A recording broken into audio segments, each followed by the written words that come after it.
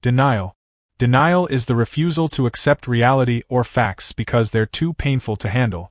A person in denial might ignore serious problems, like addiction, illness, or loss.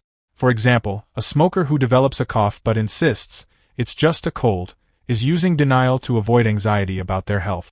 It's the mind's first line of defense against painful truth. Repression. Repression happens when the mind pushes distressing memories deep into the unconscious. You're not aware of it, but the emotion still affects your behavior. For instance, someone who experienced childhood trauma might have no memory of it, yet struggle with anxiety or trust issues as an adult. Repression hides pain, but never heals it. Projection. Projection occurs when you attribute your own unwanted thoughts or feelings to someone else. If you dislike someone but can't admit it, you might convince yourself that they dislike you. It's a way of protecting your self-image by disowning uncomfortable emotions. Displacement. Displacement means redirecting your emotions toward a safer or more acceptable target. For example, if you're angry at your boss but can't express it, you might go home and yell at your family. The anger doesn't disappear, it just shifts direction. Rationalization. Rationalization is when you justify your mistakes or failures with logical but false explanations. It helps preserve your self-esteem. For instance, if you fail a test, you might say, "That teacher doesn't like me," instead of accepting that you didn't study enough.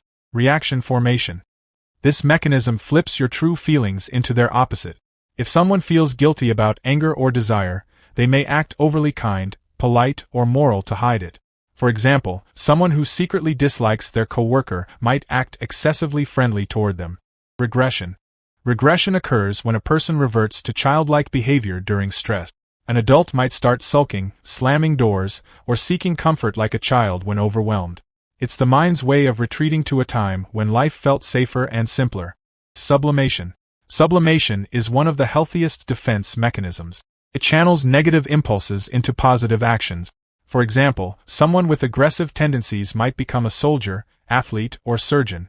Instead of suppressing emotion, sublimation transforms it into creativity or productivity. Compensation. Compensation means making up for a weakness in one area by excelling in another.